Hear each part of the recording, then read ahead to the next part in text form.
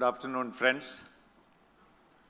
After hearing a lot about the just concluded Kerala elections, I am sure many of you are looking eagerly for the Bihar results.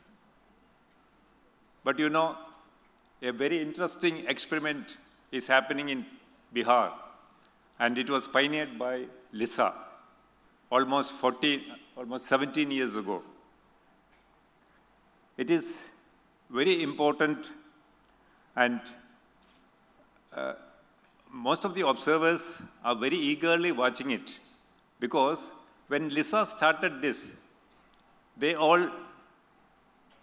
did not believe her. In fact, many called her a mad woman with the book.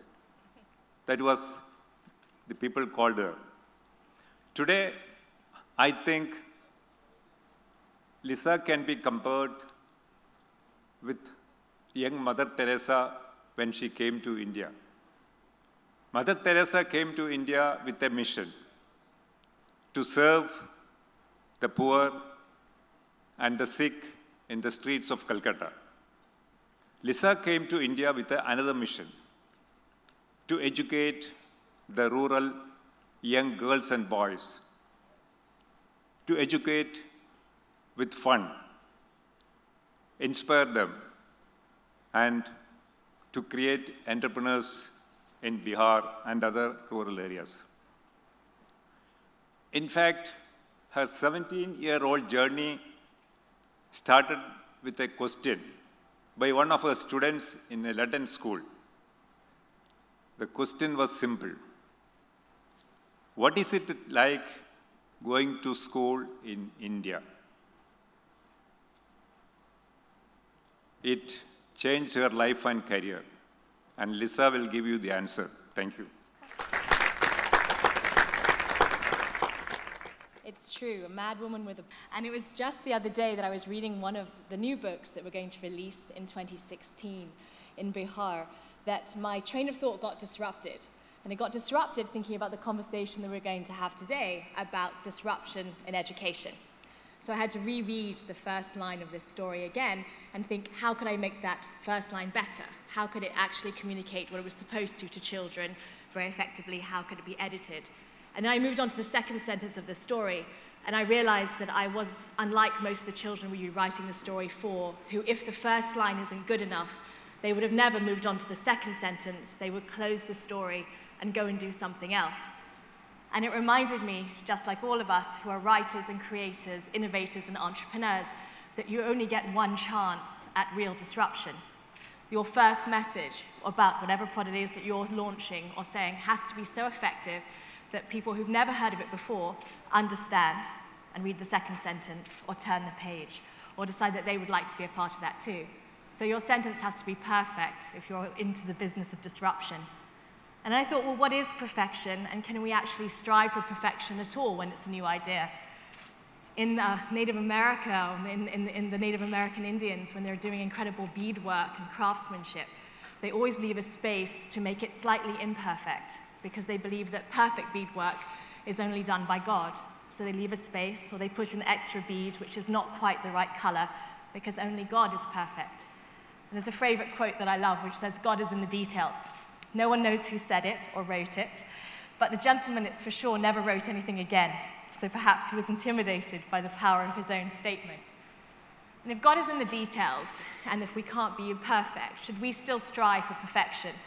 And I think as entrepreneurs, creators, innovators, writers, and whatever we are, bringing a new disruptive idea into this world, yes, our deal with the universe is we have to be as perfect as possible.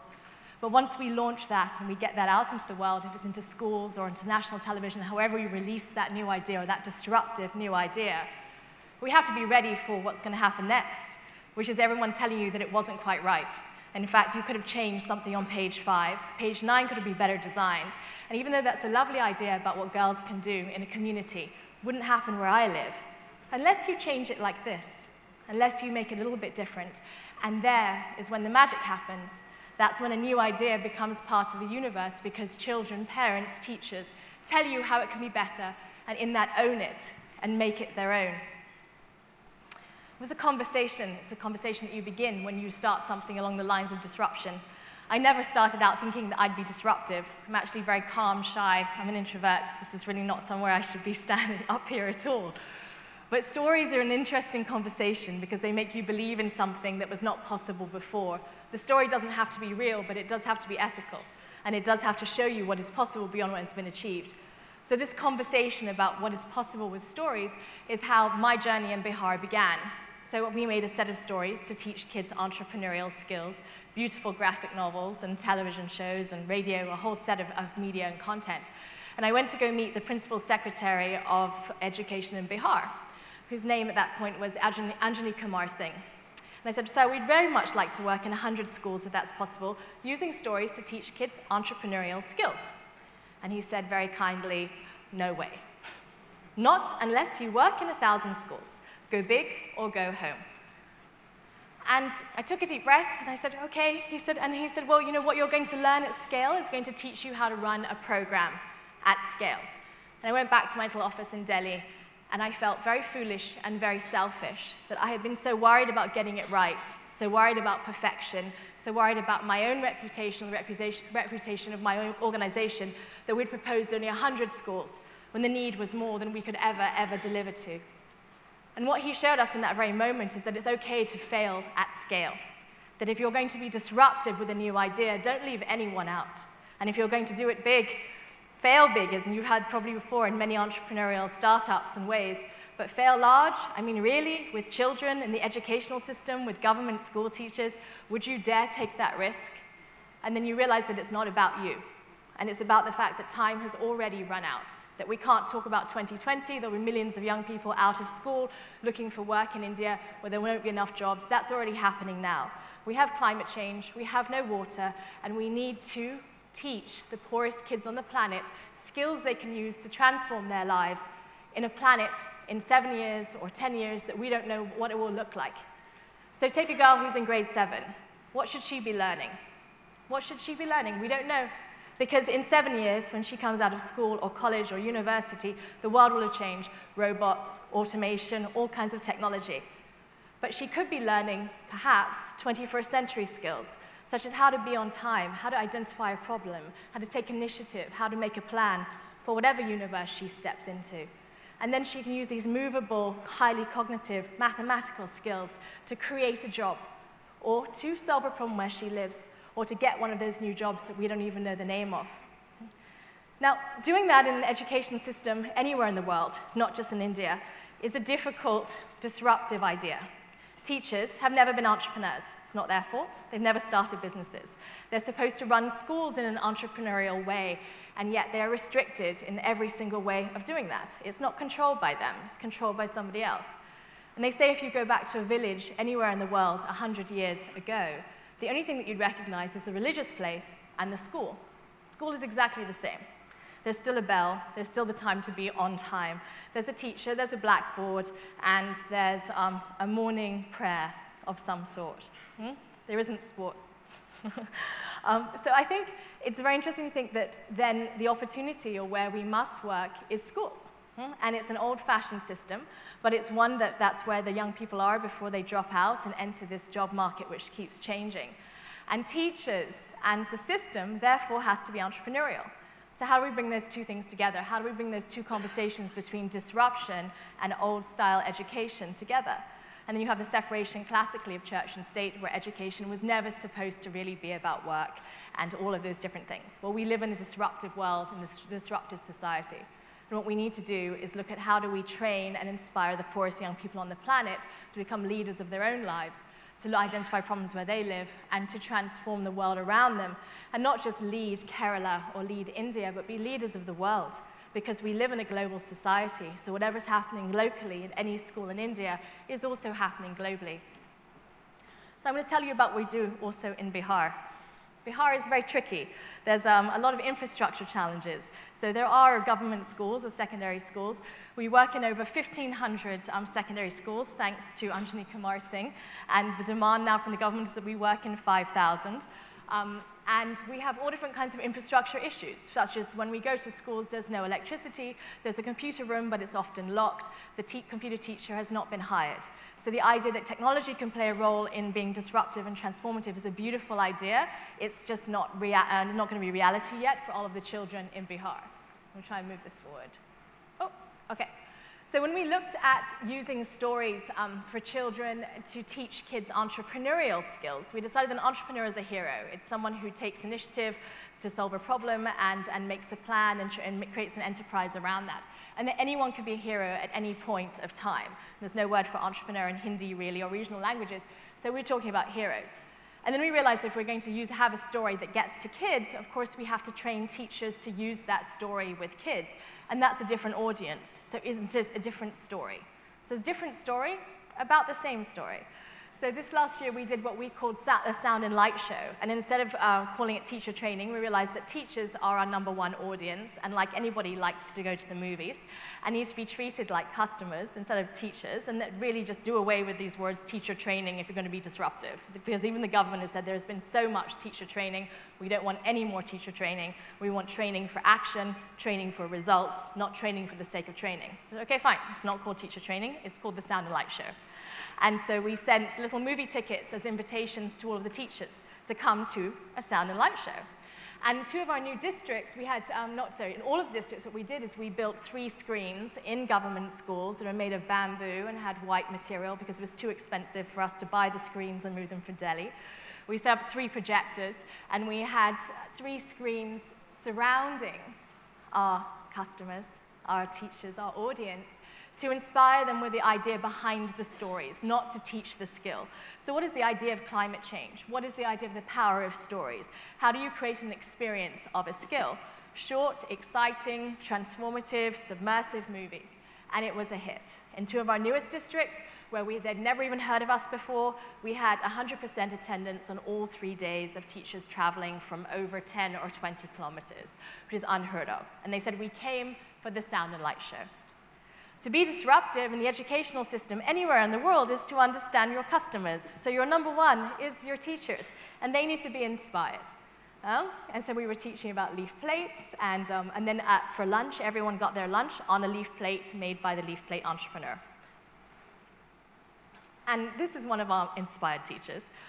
So our project works where we print over 1 million books a year, which are really beautiful, that teach kids skills. We train teachers in sound and light shows to use the content with kids. And then kids play a game in the classroom, and then over the weekend they have to create a project. So they go house to interview people about a problem that they might have, such as an absence of electricity, and then kids have to make a cash flow statement about solar lights, and we collect those projects. So he's proudly showing you all the projects that his kids made. There's one, can you make something out of nothing, which is find something that everyone else is throwing away and see what you can make from it, a product that will solve a problem where you live.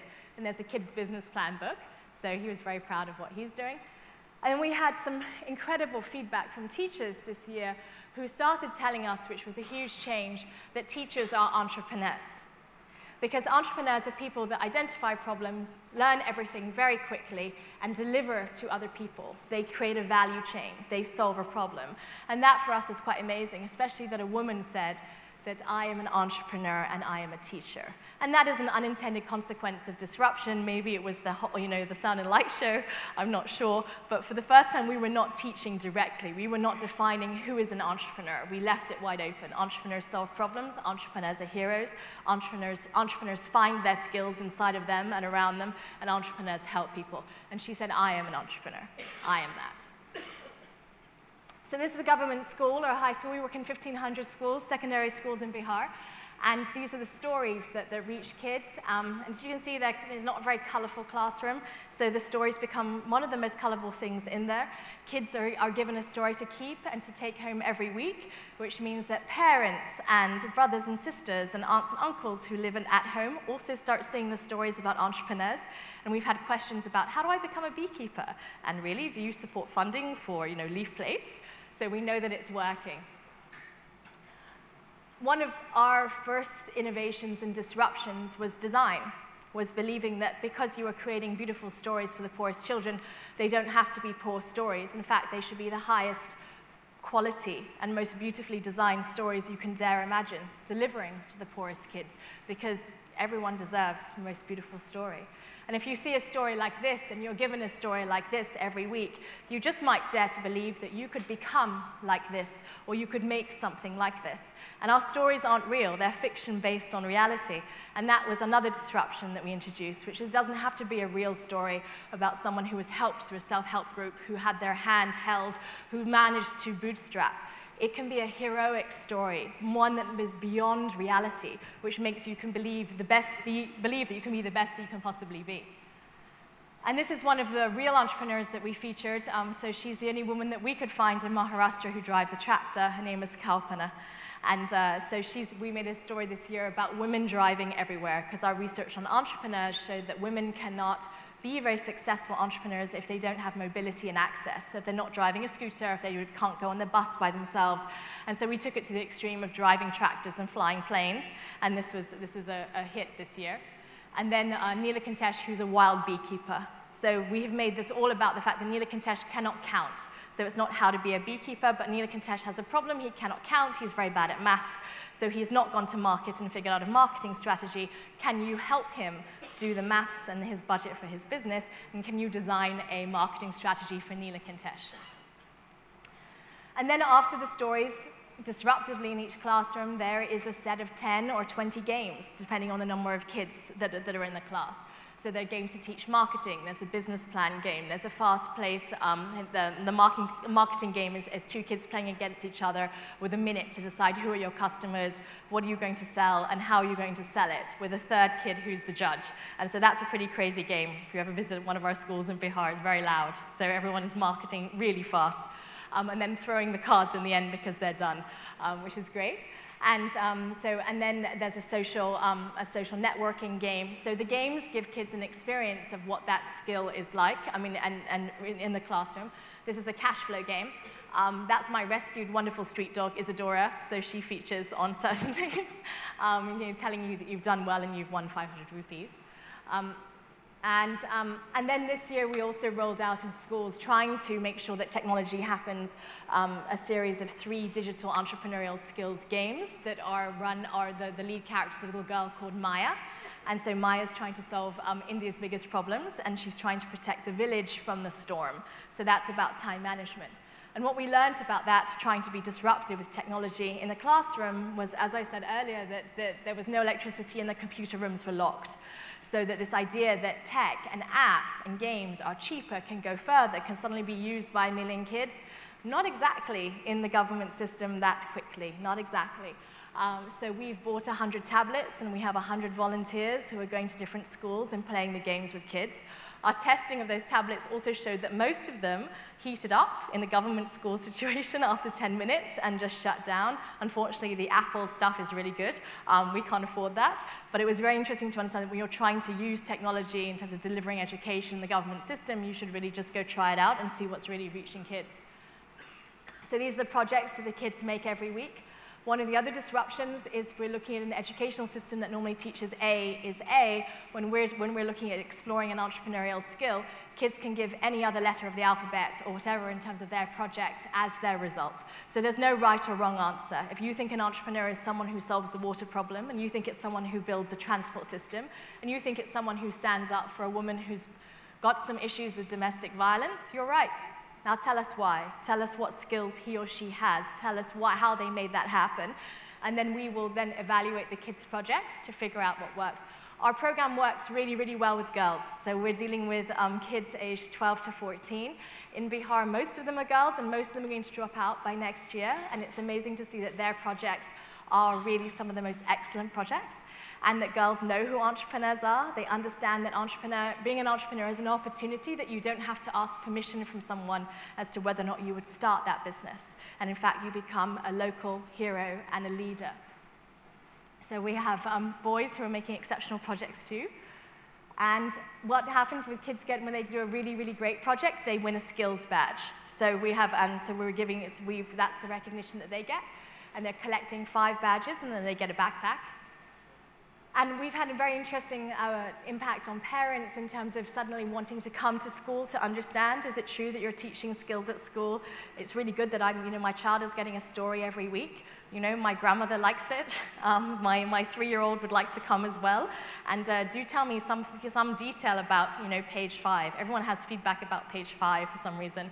If it's the typo which is there, which I think my team leaves it there on purpose, or just to get engagement. But it's very interesting to understand what stories do, that when it's passed to one kid who takes it home, there are other people in the family who read it, who then close the loop and come back and want to know more. And something new that we're starting this year, which to use the words that were used earlier about building an ecosystem, an entrepreneurial ecosystem, was where we realized that everyone's talking about skills. And how do you teach skills to the poorest kids? And how do you, or not just the poorest kids, but how do you make wanting to be an entrepreneur and learning skills fun? So we've come up with a new children's television show called the Children's Scrappy News Service. And it's in a newsroom made of junk and once-loved things. They're actually building it right now in Worli Fishing Village in Bombay, as I stand here. We start filming tomorrow. And it's kids who are getting to the bottom of India's biggest problems and solving it with design, innovation, and scrappy skills. So a problem comes into the newsroom. Kids then invite famous people into the newsroom who would never normally be sitting on the couch together to chit-chat about how to solve the skill, and then, solve the problem. And they go out across India to child field reporters who are also interviewing entrepreneurs and solving the problem. So stay tuned, Star Plus next year. It's going to be fun. We did an anchor hunt. We built a truck out of junk, and we did auditions in 5 very large slums in Bombay, and we auditioned over 1,000 kids. So that's how we've got our kid anchors and field reporters. It's all very scrappy. Scrappy for us is creating something out of nothing. And quickly to the impact that we've had just this year. We've had impacts across the past 4 years, but this year has been quite extraordinary in terms of unintended consequences from disruption. Sudha read our story, which is called My Secondhand Shoes, where a little boy makes shoes for other kids so that they can go to school, or he recycles shoes. And what moved Sudha most about that story was that kids didn't get to go to school, and she realized that where she lived there just wasn't a school for young children. So she started one where she's teaching kids how to read and their lessons under a tree in her village. Sujit very much liked the girl's story called Fulwa the Mechanic, and decided that girls don't have to just be mechanics, boys can too, and that was about setting up biogas units. So he did that in his home, and he convinced 15 other families to do the same, all because of a story. And in one district, a very interesting teacher called Rajiv, who said, the only thing that was different this year was that we got the going to school stories. And I saw an over 10% or 10 to 15% increase in kids' scores on their exams. And the only thing I can contribute it to is the stories that came this year. So I ask you one last thing, which is to believe in the power of a story, to believe in the power of your story, to engage in the educational system wherever you are, and to design stories to teach the poorest kids skills they can use to change their lives. Those very powerful, movable, exciting skills. We don't know what the future will be like, but we do know that we can empower the poorest kids to decide to lead, and that a story makes you believe in something that wasn't there before, and it makes you believe in possibility. Thank you.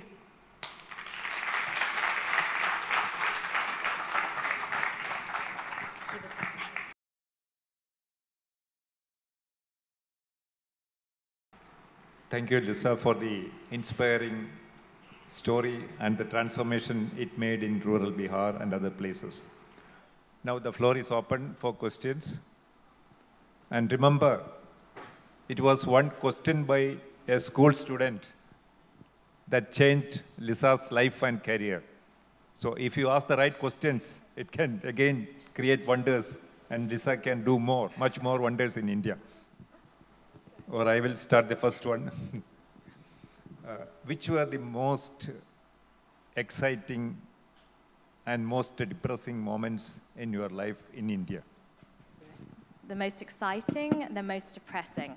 I think in the beginning when I was making the first book, that it was depressing for about 3 years because everybody thought that this would never work out, and kept asking me why I was doing it, and that perhaps I should leave India and do this somewhere else where people would like this story.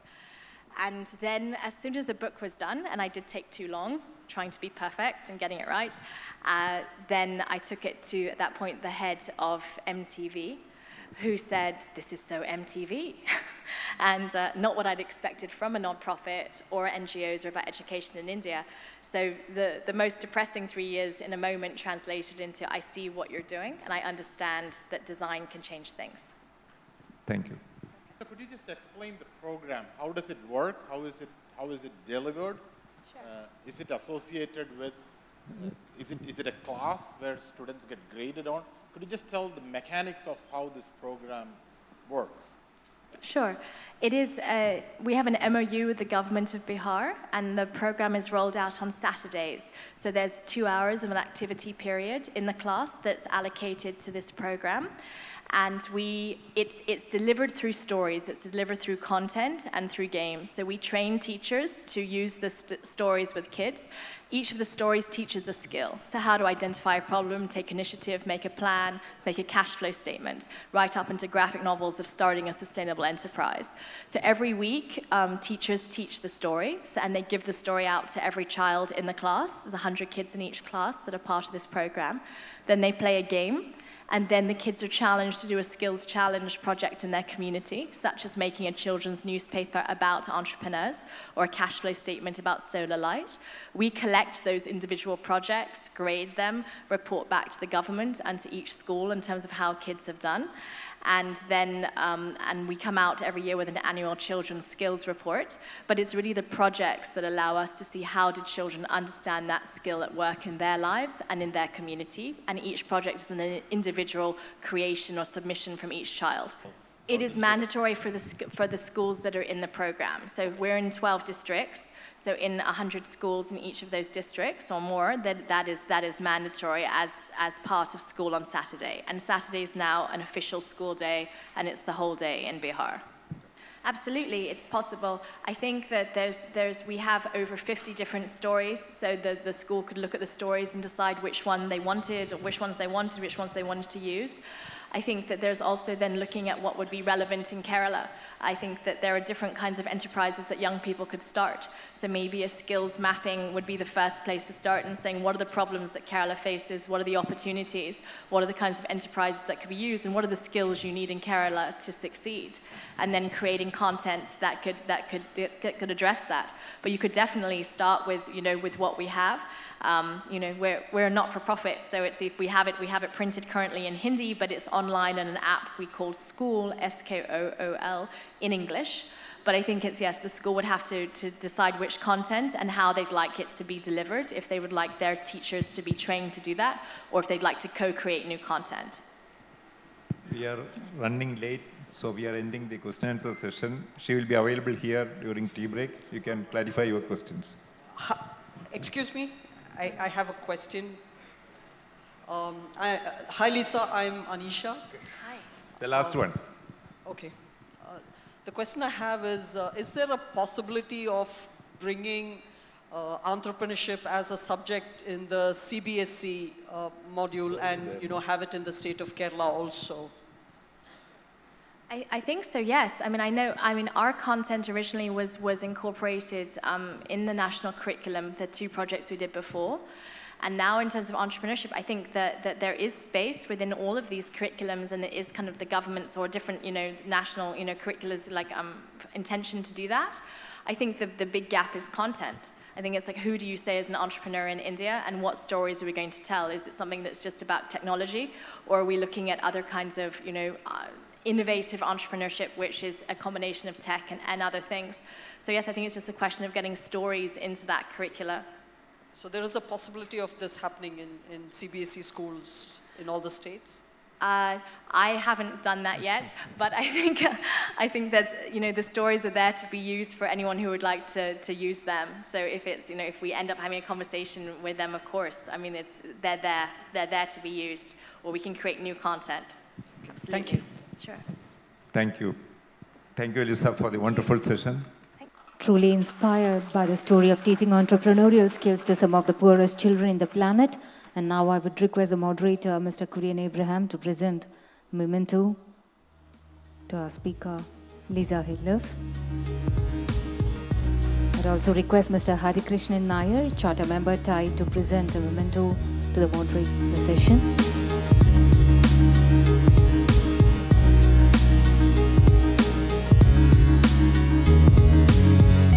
Thank you, sirs, and thank you, Lisa.